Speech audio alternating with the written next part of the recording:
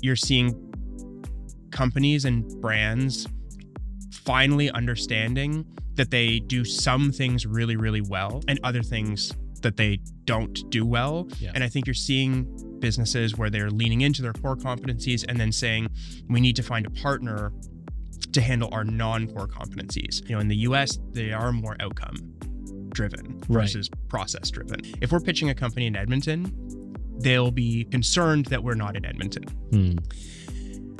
I could be pitching a company based in rural Virginia, and they do not care that we're based in Canada. They just want the best possible outcome. A company in Canada calls you up and says, hey, we'd be interested in getting a quote or inviting you to this pitch process or RFP process or whatever. I mean, we could see that drag on for 3, 4, 5 months. In the US, you might be 3, 4, 5 weeks. I truly do believe it is a cultural problem. If your idea of what do I really want to accomplish today is, and the goal is small, then like not getting fired. Yeah, then you will accomplish that goal. If you wake up and say, what do I want to accomplish today? And it's a beyond reach objective. Yeah. Then that's where you're starting from. Right.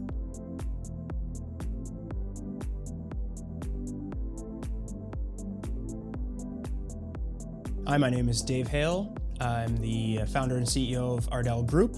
We refer to ourselves as a next generation consulting firm, but really we are a blend of a traditional agency, a technology studio, and a venture studio all in one. So we have about a 35-person team, and we are headquartered in Ottawa. Most of our team is actually here in Toronto, and then other people coast to coast and in the US as well. I've been running our business for 15 years. Today, 90% of our clients are not in Canada. I say this all the time, you know, whether it's in discussions with the ICA or other agencies, you know, I think when you're from a larger Canadian market like a Toronto, Montreal, Vancouver, there's enough business to only look in your own backyard. So you focus more there. Being from Ottawa, from day one, we've always had to look elsewhere for business. So if you have to look to Toronto or Montreal, well, New York is right there in the exact same distance. So I think for us, it's from a very foundational place that we've always looked at international opportunities and international growth. Because if you have to look beyond your walls, well, it doesn't really matter if you're going across the country or into another country. My take on brand Canada, I think we are lacking some personality right now. You know, I think we, regardless of your politics, I think that our role on the world stage is diminished in terms of notoriety, news cycle, and I think that, is a cultural problem. I mean, I don't think this is just me who thinks this. I think it's also statistically proven based on Canada's performance, both from quality of work creatively, but also strategically on the global stage. Like, we are outperforming per capita. So again, this is why I say I think we have a publicity problem. I think we have a brand problem. A positioning problem, and it's not for a lack of talent or capability. If anything, we have an abundance of capability, and we just need to tell our story better and maybe have a little bit of more of an entrepreneurial culture in terms of taking our skill sets and marching into other parts of the world to show off what we can do. Today on Canadians Create, I will spend a lot of time ranting about what I think the future of the agency business looks like, or what our clients are going to need from a partner creatively, strategically, and ultimately entrepreneurially in the decade to come. So let's start with introductions, just for our audience, who may be used to hearing some cases at this table, as well as getting introductions to agencies. I think you have something unique going on from what I saw. So before we jump into the company organization, let's talk about yourself for a second. So just give us a quick introduction. Well, It's great to be here. My name's Dave Hale. I'm the founder and CEO of the RDEL Group. We're technically headquartered in Ottawa. Most of our team is here in Toronto, and our clients are primarily in the US or around the world. We actually have very few Canadian clients and even fewer in Ottawa, so it just happens to be where I'm based. But so I've been running our agency, which is kind of like a mix of between like an agency, a tech company, a media. It's a bit of a lot of things, which I think is exactly why we pulled it together under this RDEL Group brand just this past September. Okay. So that it was a little bit more cohesive and aligned with, I think, the model that is needed for the future, rather than trying to explain, what makes each of these individual kind of agency entities unique in and of itself, and differentiated and so on and so forth by pulling them all together. It was kind of under this, hey, I think this is where the future of our industry needs to go. So let's actually just build it and create it. Okay, so let's talk about that. Yeah. What's the vision of what the industry needs?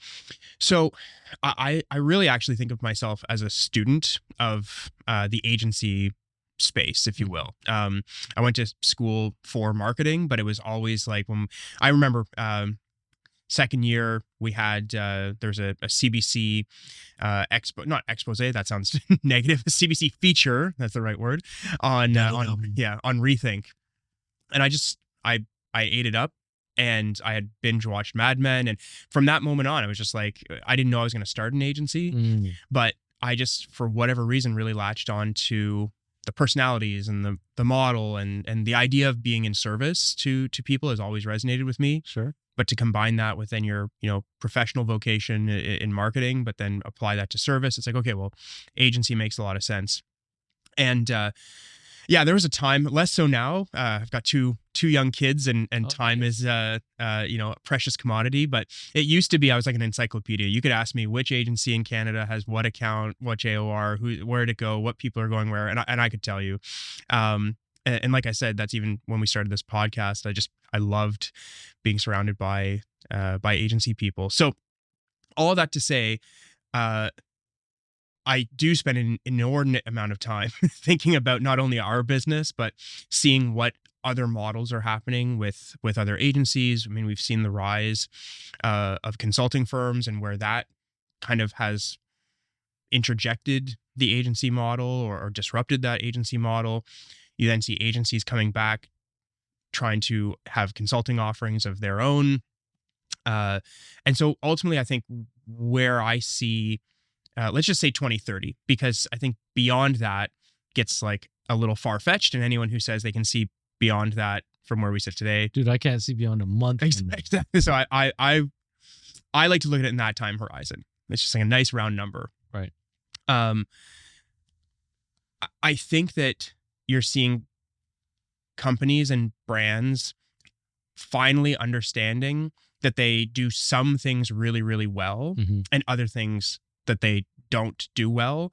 They're not core competencies. Yeah. And I think you're seeing businesses where they're leaning into their core competencies and then saying, we need to find a partner to handle our non-core competencies. But I don't think that's happening in a vendor-based relationship, because I think that the idea of a vendor is like, oh, we're testing this out for a short period of time, and then if it's not working, we'll flip out those vendors to the next one. Obviously, very famously within a creative AOR type of infrastructure. Wait, you're saying that like procurement doesn't happen as a structured process in businesses for a type of problem solve? It's just like putting out fires instead. I think that the business of 2030 and we're already seeing it with our clients and the clients we work with today, they're doubling down on what is our actual core product or service, and then looking for real partnership in other areas that they are not the best in the world at. So we've tried to position ourselves where, if you think there was the agency model kind of gets disrupted by the consulting firms, well, what we see as the next level of disruption is like the venture studio that comes in and says, we actually want to be partnered with our clients in either a joint venture, having an equity deal, or a true performance-based comp model. Not there's a lot of these models that exist. Okay. but having a relationship with a client that is actually a business partnership, where if we do not perform, we are not getting compensated and paid, and we believe we're the best in the world at what we do. So if you're the best in the world at what you do, why would you not put your full heart into it and put skin in the game? So I think it was like that. It's like agency kind of get disrupted by consulting firm model going to get disrupted by a venture studio partner. Okay, so let's break this down for people that might be, well, there's so many people in the audience that that would probably benefit from a little bit of structure to this. I like the idea of kind of these things being more fluid in the future, and people looking for economy in their vendor selection, and also more value from their partnerships in terms of their efficacy. So it starts there, right? When you say consulting firms, the dysfunction perhaps between consulting firms and agencies. Mm-hmm. I think, am I right in assuming that you're talking about creative agencies coming in to do campaign-based work, not maybe able to really take on the responsibility of bottom line impact, and not going deep enough in their strategy to understand business process and opportunities for operational efficiencies? That's right. I think if we wanted to hone in on the marketing department specifically, okay, what we hear, 9 out of 10 conversations that we've been having over the last 2 or 3 years is, we're seeing budgets shrinking for something that used to get paid $250,000 to do. Now someone's coming with $150,000 to do, and so on and so forth. But what our kind of underlying belief is that your budgets are getting squeezed, and so that marketer has to do more with less and actually do more with the less. It's not just a saying. Like, we have bigger goals. We're giving you less money to do it. And that was before even an AI conversation was part of the equation. Oh, totally. Now, at least you have those tools that you can help in achieving more with less. But we're just consistently seeing this over and over and over. And I think we've always been in a bit of a unique position because of the types of services that we offer or offered, where, if you can actually be in the back end of a brand's CRM and see how it's just improperly set up, or seeing that there's a breakdown of data between 3 or 4 core systems, or that, you're manually processing reports, not even in real time, and so on and so forth.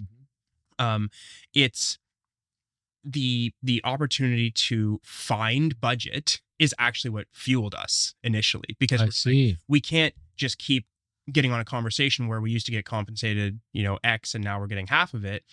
And we just believe that if we could actually help that marketer, that brand first find the budget to actually do the thing that they wanted to do, they could go to the CFO and say, well, look, I saved $1. I'm going to reinvest it. So what's a case study? Can you, or an example of this? Do you have an anecdote that you could share for like a client that let you look through their books and help them figure it out? The honest answer is that it's absolutely every single organization we work with. There is there's technical debt, there's data debt. I would say there's people debt, but we're not trying to be we're not trying to come into any organization and give threat to anyone's jobs or anything like that. If anything, intentionally within our model is a training program, so that we actually help. If we're going into a company and seeing that there might be 3 or 4 people in a department who might not actually serve a critical function if you were to replace those roles with improved process or technology and so on. The goal is not to then go to the CFO and say, congratulations, you get to cut these people. It's actually, how do you now upskill and train those people to adapt to a modern environment? So my point is that you have technical debt, you have data debt, you have human debt. And when you start adding all that up, I think every debt or inefficiencies. Well, what do you mean debt? So, within a technical, within a technical consideration, you'd say technical debt is just like, we invested, it served a purpose at the time, and now we're not really leveraging it anymore. Oh, okay, I see what you. So, almost every company that we've gotten under the hood of, there's just, there's licenses that are no longer being used. Like software licenses. There's software licenses. There's server infrastructure that maybe is supporting legacy tools that were built 10 years ago that people even forget are there. You've got one marketing director who came in and set up a CRM a certain way, and then they left, a new one came in and wanted it done a completely different way. Lots of band-aids all over the place. Lots of band-aids all over the place. Yeah.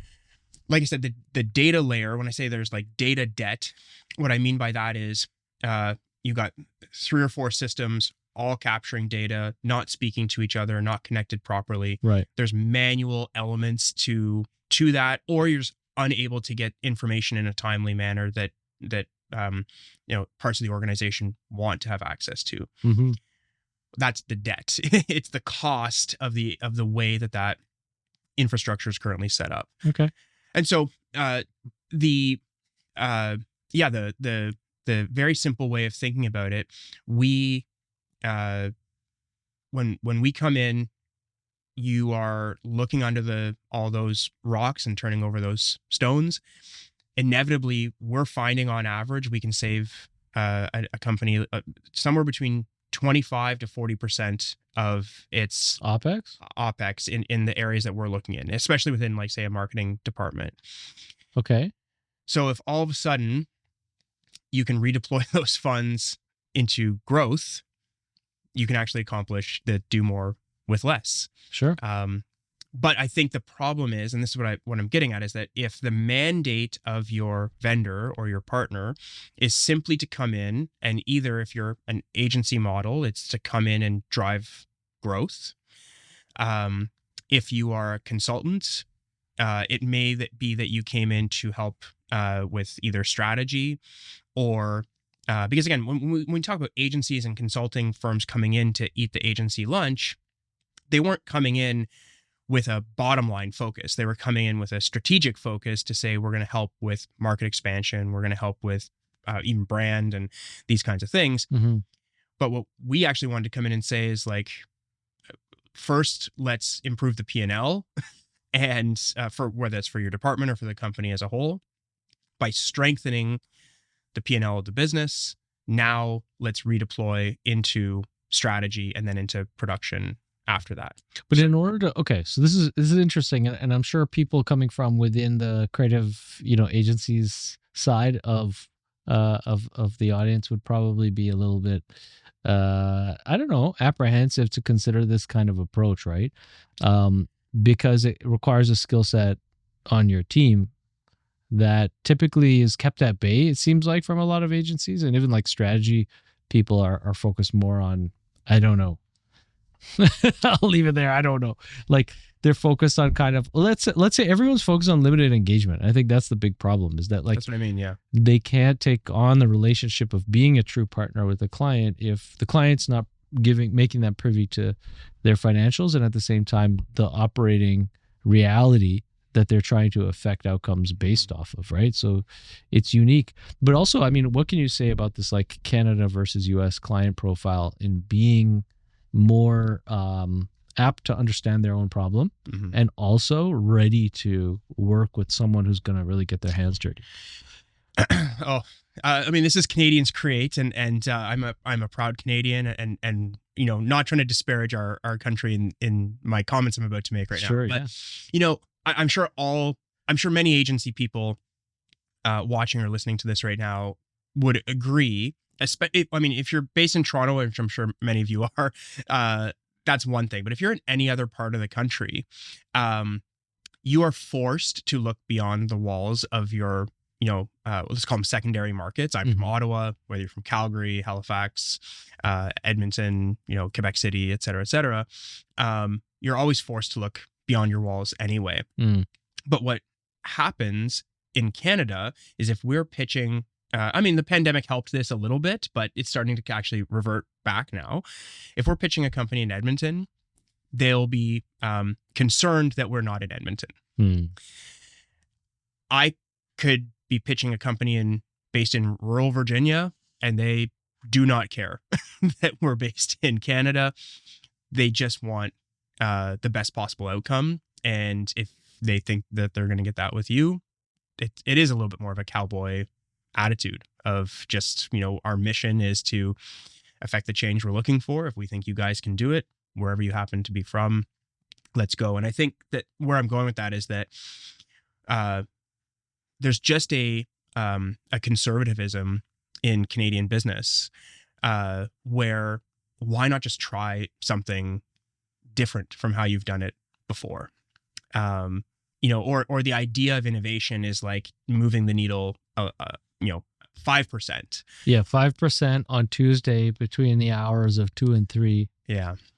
No, it's crazy. I mean, like, I think this is something definitely to call out and not be ashamed for, is to say that we have massive economic detritus, in our country because of the inefficiencies in how we operate business. And we don't trade between each other as well, which is terrible. But I think, I truly do believe it is a cultural problem. Like it's just this idea that, when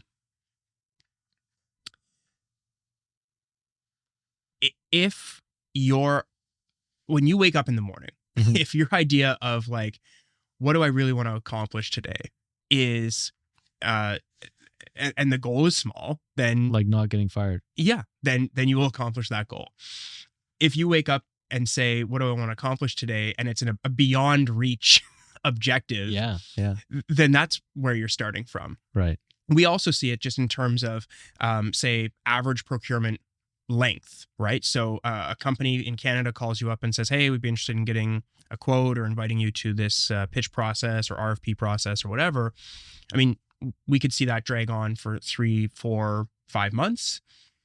In the US, you might be 3, 4, 5 weeks. Right. Right. So I just think these are like some of the cultural. For a contract length, that might be like 1 or 2 or 3 years max.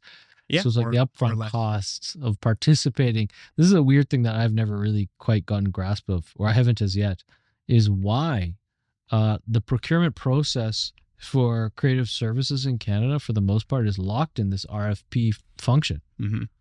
Doesn't make sense to me. And at the same time, agencies very seldom go to market. Yeah.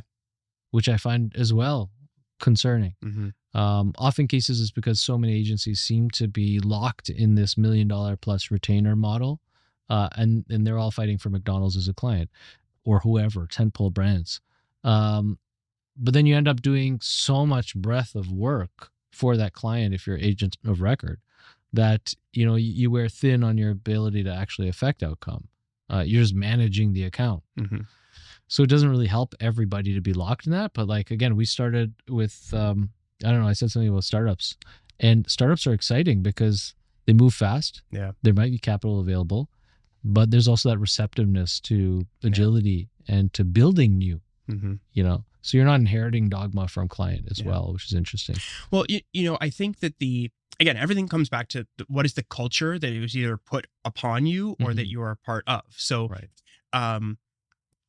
if you are working for accounts that are going to be up for renewal in 3 years, then the objective is not like, if you're working for a brand that does go through a formal review every 3 years and has a history of every 3 years actually switching out their agency partner, then your incentive is just to be there for the gravy train for that 3 years, knowing that you've got a 60-70% chance that you are not going to be retained beyond that 3 years. So you're just looking for the next thing for the next 3 years after that. And that's not the agency's fault. Like that's why I say it comes down to the culture that you're either part of or being invited into. Yeah.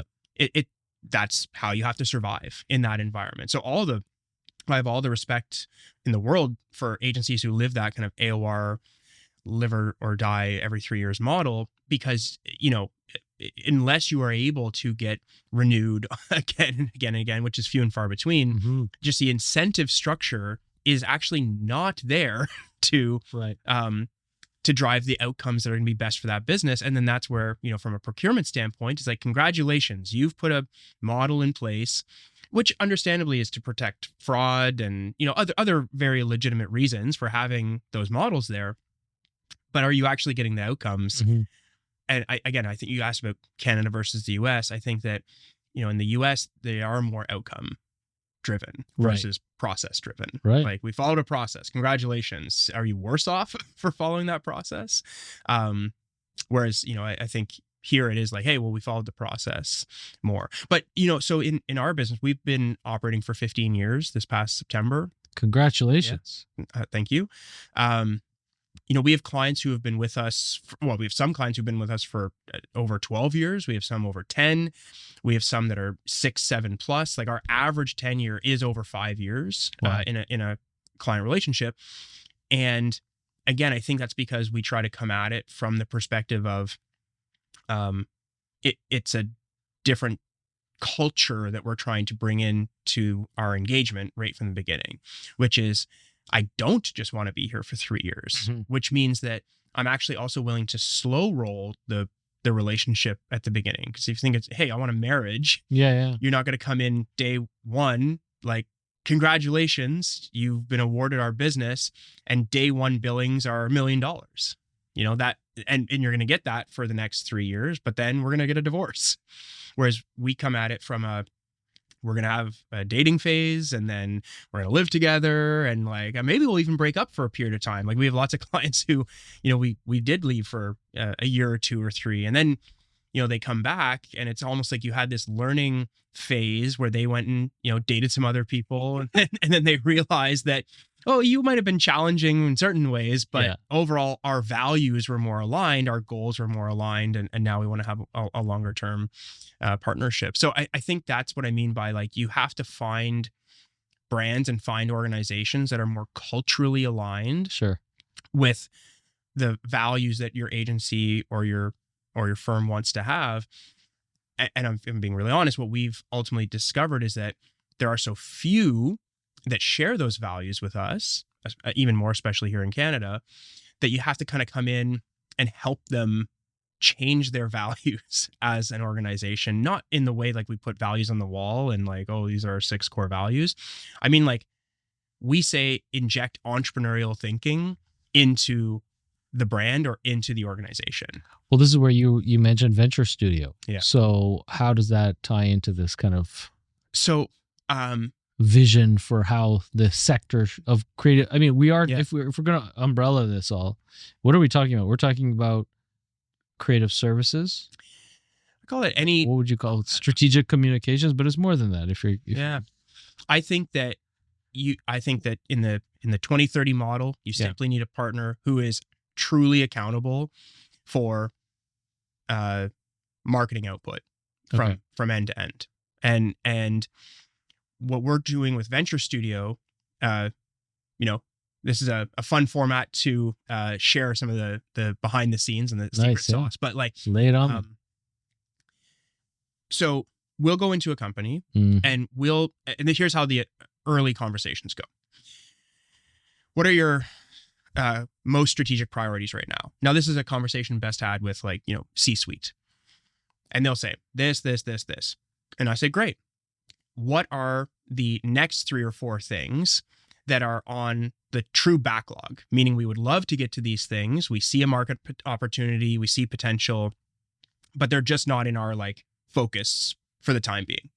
And they'll say it's this, and this. And any competent, especially CEO, is going to be able to tell you that right away. Sure. 5 seconds. Yeah.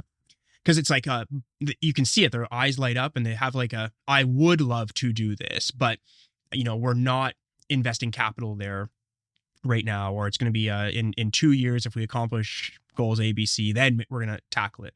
And I'll say, how about you pass that to me? Mm-hmm. And we'll actually partner on it in more of a joint venture style model. And let's see what I can do with it. And it has to be obviously a right fit for us. It's like going back to making toilet paper. It's like, if this is a tech company who wants to make toilet paper, we're not going to be the partner to come in and help you make toilet paper. But if you're a toilet paper company who wants to become a technology company, well, then that's more in our line. So, once we've captured what are 1 or 2 of those backlog projects for the organization that they'd love to do, but just not getting the focus right now, come in, start there.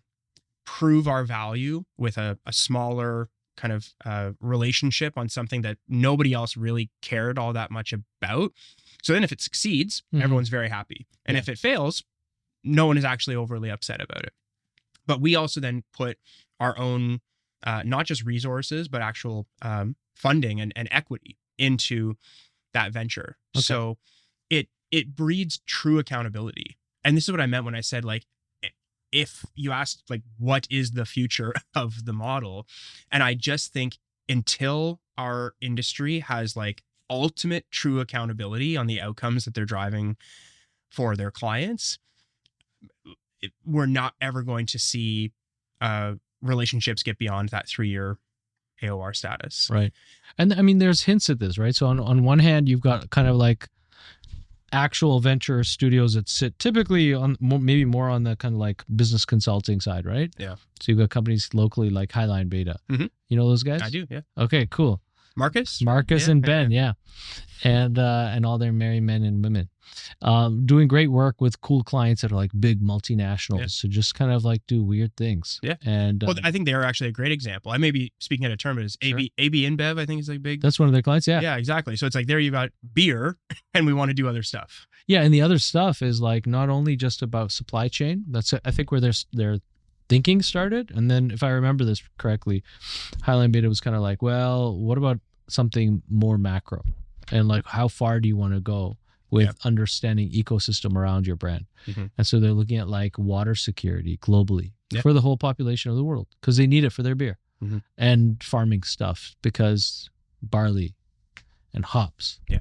So it's really exciting where you can take some of these brands if they're receptive to doing things that internally they're not capable of.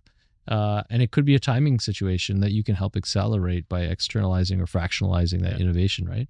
And then the other side I was going to bring up is, on a more grassrootsy level, agencies that are, more indie and micro have been doing this, especially in the last decade, I would say, maybe 2 decades now, but the stories have come out only in the last 5-6 years of, so many agencies kind of accelerating, or I guess acting as venture studios, thanks to, the access to market that ecom provides and like quick turnaround CPG brands. Yeah.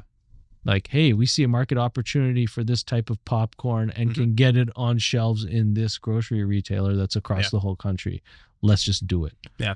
And incubating products as marketing companies. And I think there's lessons there. There's lessons where, creative solutions can provide pathways to new opportunities. And as you started with, optimizations in operating models as well. But I've always found this weird. So I want your take on this, is that why we find so many people engaged in the creative sector professionally, but that shy away from business. That's the way I look at it. Yeah. I think it, for me, everything comes back to culture in its most true sense, like foundational culture. So when we started our agency, I had gone to school for marketing. My business partner at the time had gone for like a business degree, but specializing in like organizational systems. Like we were not from a sexy creative background. We were not creative directors. We were not art directors. We were not video producers who then said, hey, I've got a skill. I'm going to start an agency. And they're actually learning the business side of it. Right. While we were young, we still actually fancied ourselves as business people who decided that we wanted to start an agency. And I think like that has lived on as our bedrock cultural foundation for our company from day one, which is like, I like I said, I'm an agency nerd. I've sat on, the strategy panels and been judges and all this kind of, I truly love it. And I like actually going out on a video shoot and producing stuff. I do, but for me, that's more like, that was a fun Tuesday. Now let's get back to the other work that I'm more focused on, which is like the running of the business. And so again, I think like if you bring a business first mentality into these client relationships, it's just the types of conversations you're having are going to be fundamentally different. If you have a world-class chief creative officer who gets a meeting with Startwell, you are going to have a very specific conversation. Whereas if we sat down for a meeting, we're going to have a totally different conversation, because I'm not going to be interested in brand day one, or like, you have a beautiful space here, which I'm sure would inspire a lot of people in terms of what is the story and what is it, all this kind of stuff that we can build off of that. It's just not where my brain goes for, a first meeting, a first conversation. And I think you set the tone in that first conversation around what do we actually want to discuss in terms of where we could help the business grow or optimize it or so on and so forth. Yeah. I mean, strategically being able to wield marketing methodology, before inspiration, and the kind of like just creative solutions to, well, I don't know. I mean, it gets convoluted to talk about this stuff, because the non-tactile stuff, because often cases, it's sold without strategy. Yeah. And that's not necessarily, it's fine if the client has money to burn. And part of it is, the win in marketing is to like not necessarily take your thing to market, but you're already in market and you want to just inspire the same people. Yeah. And come up with a new campaign that's fun, because the people are looking at you anyway. Yeah. But there's so much potentiality these days for innovating on, products and services to reposition in market. And how would you know that if you don't have a marketing department that can do the depths of analysis and stuff? Yeah, but I guess this is that we had a member of our team probably 10 years ago, someone in their mid-20s, and we were just in a meeting and they had this like throwaway comment that was really insightful. And they're just like, technically, isn't every business just marketing and HR? And we kind of had a laugh about it in terms of how simple it was. And then we just like kept pulling at that thread. And we're like, yeah, in theory, they should actually just be marketing and HR. But I think the problem is, like, if you crack open a marketing 101 textbook, there's 4 P's, and product is the first one. And it's the one that I think if you were to talk to marketers in 2026, anyone who identifies as a marketer, and you said, on a scale of 1 to 10, how much influence do you actually have over the product? I bet it is 0 to 2 right. On average. So again, I think that's what I mean when I talk about like cultural shift within an organization or within a brand being needed to shift the idea that marketing is the product, and that it has to have that level of influence, and that if you lead with a product or service or experience or, et cetera, education, whatever the thing is that you do, if you're actually leading truly with that first and then building everything else around it, that I think is where the success lies in 2030. And I don't think that is how, it work. That is how it is done in tech, right? The product does lead in tech. In almost no other industry does the product truly lead anymore. That's an interesting statement, my friend. An interesting statement. Often cases, because in the larger industries that are not so usable in terms of what they're selling, the products, yeah, I mean, fundamentally the companies evolve around staying in market, and especially if you're big, zombie publicly traded company, then you don't need to put jalapeno on your Cheetos. Mm-hmm. But when you do, people like it. Yeah. But yeah, I think the thing is, mechanisms for soliciting opportunity from market to direct product evolution, become fractured as companies grow. Yeah. And that's just part of it is about, let's call it like, part of it is corporate politic, people not wanting to get shanked and face the difficulty of defending their values for innovation.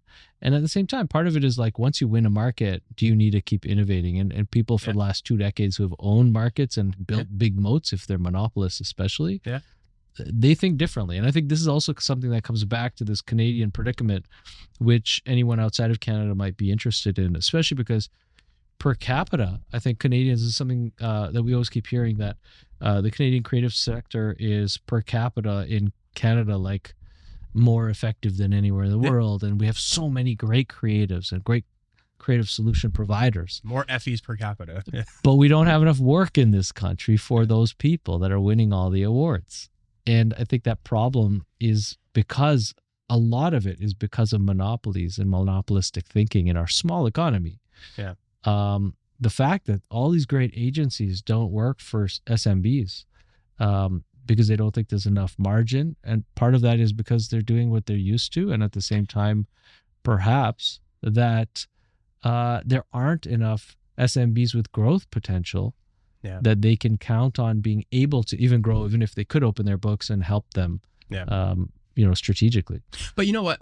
Where I agree, and here's where I disagree. I think in the last episode, depending on when this one comes out, in a recent episode, you had the guys from Sid Leon. And Sid would fall, as for many people of my age, and if you're an agency nerd, would fall right in that sweet spot of, like I said, I saw the CBC thing on Rethink. Well, you might as well also have just been following Sid in the early and mid 2000s, right? Like storied, massively successful, but also creatively brilliant agency. Yeah, but you just said like no one wants to work with an SMB. Well, maybe this client was a little bit on the large end of a medium-sized business, but I do think at the time, Cirque du Soleil was not what it is today. Right. When Sid Lee when they were Diesel and they started working with Cirque du Soleil. Right, I think that idea of you can work with a category leader, but in a relatively small market at the time for that service, and actually partner where, in their case, it was like Cirque actually had equity in Sid Lee. Right. And now you have formal partnership and accountability. Yeah. And look what was able to be accomplished. Right. And then C2 comes out of that because you got the back, that I think is the kind of stuff that inspired me. It is inspiring early on. Yeah. Look, we're talking about a circus. People forget about it because they think of it as media and they think of it as this big show value production that we know it is. And they have, them all over the world and the Cancun resorts. And I'm heading to Vegas tomorrow. You're going to Vegas? Yeah. Like you look up lasvegas.com under shows, the first 17. Yeah. Cirque du Soleil. Yeah. Exactly. And that's like something that typifies the Las Vegas experience, right? It's gone to that stage. Going from Elvis to Cirque du Soleil. But the funny thing is it's like, again, to come back to, it's a circus, and the degree of accomplishment that, they were able to realize for that client to take a circus, which historically, was not a business. It was a livelihood for the freaks, and turn it into this amazing expression of the best of Canadian arts in the world is phenomenal. And I agree.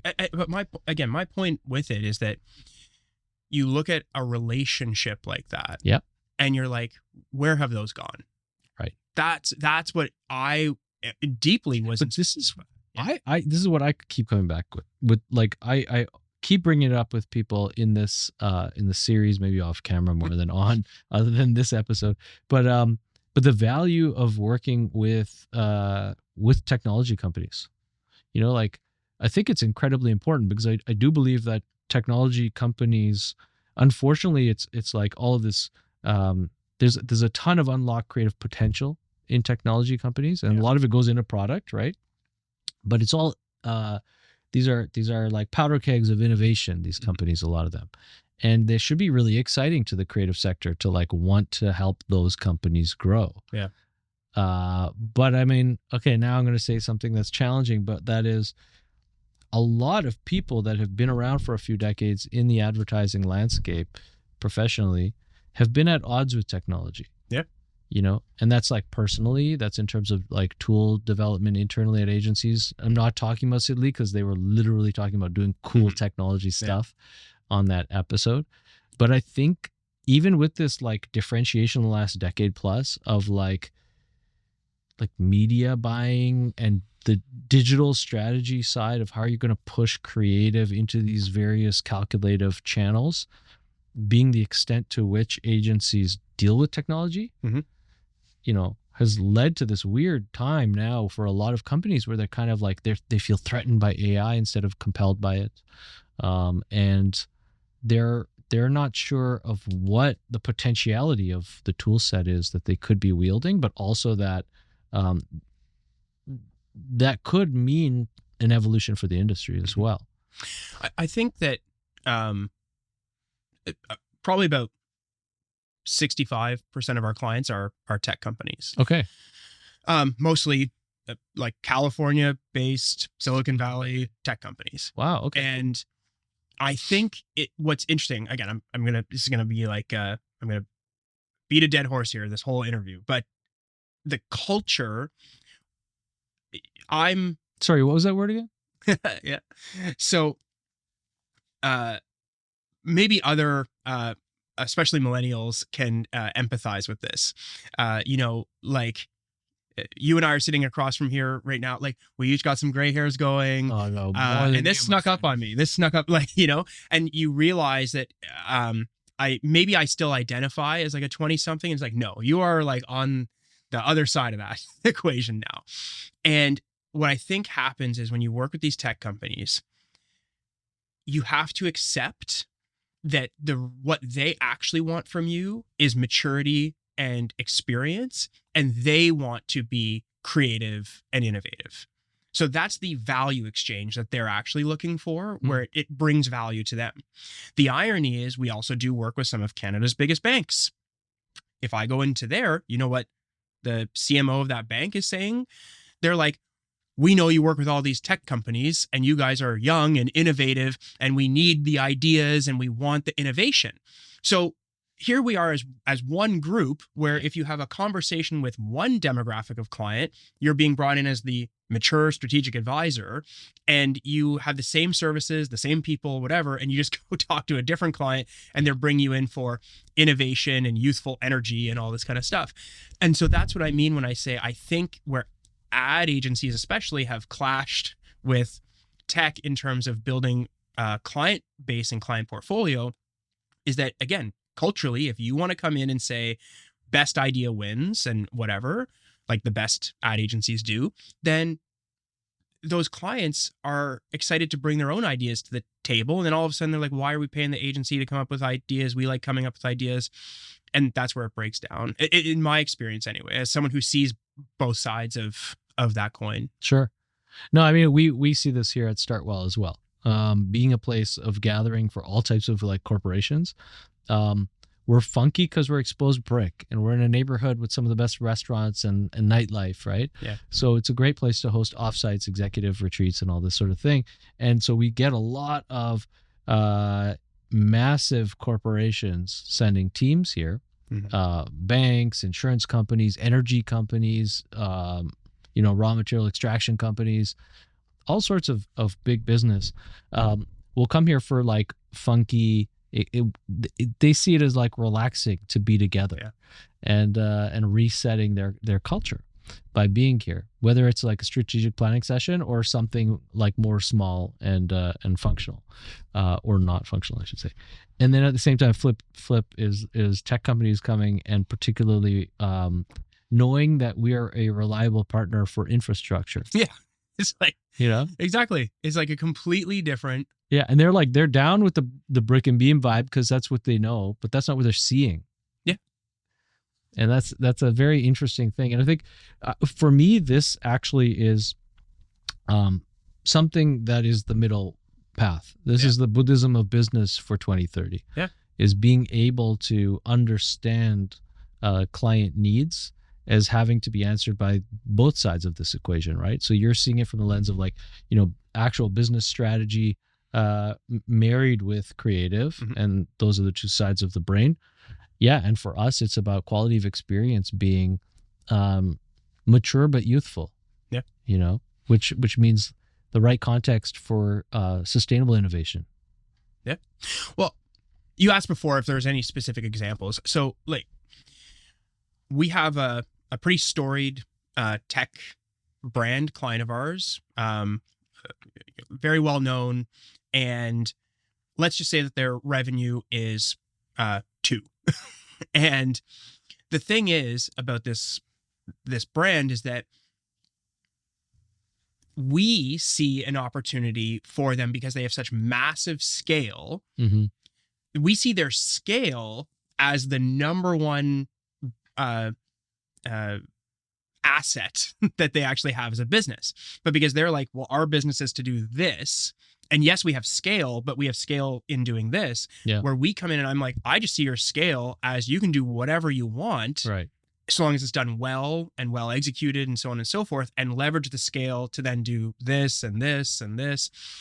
But if they're like, well, we and our investors and our shareholders want to be this, mm-hmm. okay, you guys keep doing that. But then let me piggyback on your scale to be able to do this next thing. So this one client, we actually, presented a plan to them that showed we felt there was an adjacent market that was actually a 5x revenue opportunity to their 2x. Like they're already a big company and they're making it in this lane. And we're saying, well, if we could just take your scale and do this thing with it, mm-hmm. we actually see a way bigger opportunity, which they're like, we see it kind of, yeah, but not enough that we're going to invest and do it. And I said, I'll tell you what, we'll put up the startup capital and the resources. You just give us the permission. So we effectively created a joint venture. Sure. Some key executives from them become the board of this thing. There's things like brand oversight, obviously legal compliance, everything else, because their number one thing is like, we just don't want you to tarnish. They don't want to threaten their core value prop. Core value prop. Okay, fine. But then let us just basically handle everything else. Sure. What is there for you to lose? You're not putting up any money. Yeah, that's exciting. And you only have upside. And for us to come in, there's only downside. So we have to pick these projects in things where we actually assume we are going to get a positive return on investment, which then by definition, they will as well. Mm-hmm. And so that's what I mean though. Like when you talk about culture, so now if we actually start getting a win over here, maybe we don't ever get, the 5x revenue that we think is over here. Mm-hmm. But even if we get 0.01, the scale is, they're going to be like, oh, wow, these guys got us, this new incremental revenue. We didn't have to do anything. And they're just building it off of the scalable infrastructure and the brand that we already have over here. Right. More trust gets built, and then you can pitch other things and then maybe eventually get your way into that core business to start supporting it as well. Mm-hmm. So that's what, but for us, what we found when I'm happy to give away the secret sauce of what we do. Like only about, 1 in 10 clients we work with works with us in some form of like venture partnership model. Yeah, it's generally rare. It is rare. Right. Our goal is in the next 10 years to get to 100% working in that model. Today it is like 10% or 9% or something like that. But the reality is when we go in and pitch for a non-venture piece of business and we say, this is a core part of what we do, and we literally put skin and money on the line and everything else, our culture is one of entrepreneurial accountability. Right.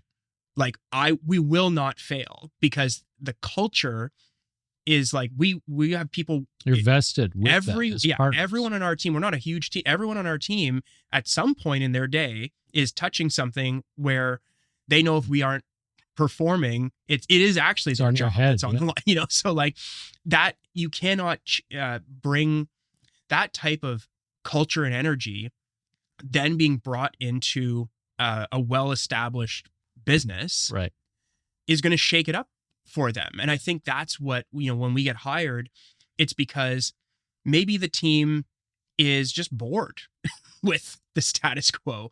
Maybe it's like they just like having meetings with us because we're always going to say crazy shit, of which most of it they're never going to do, but it lightens up their professional life and gets them out of their box and realizing they can think a little bit more entrepreneurially. I guess that's what I was saying. Is like, there's a way to think creatively, there's a way to think strategically, and there's a way to think entrepreneurially. Of course, yeah. And I always merge them in my head. Yeah, because you are all three of those things as a person. Right.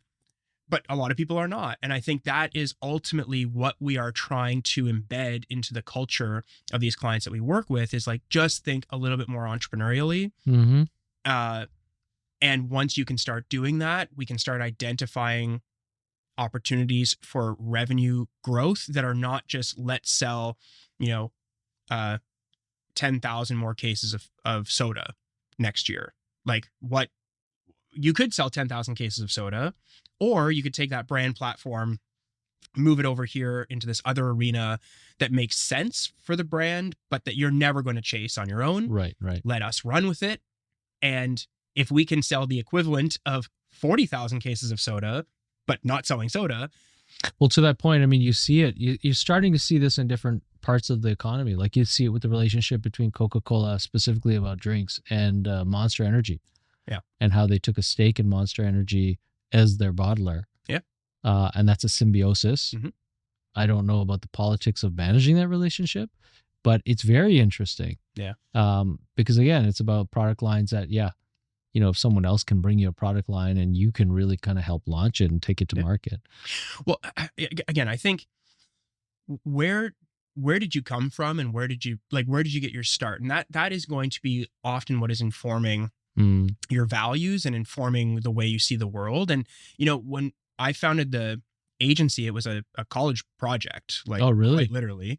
And you were geeking hard on the agency sector and you're like, I want to do something. No, it was, so that was before semester, our last semester in college, you actually have to create an agency. Oh. So a team. And where did you go to school? At Algonquin College in Ottawa. And the program? It's the business marketing program. Yeah. Okay. So you have to, you get a team, which is effectively an agency.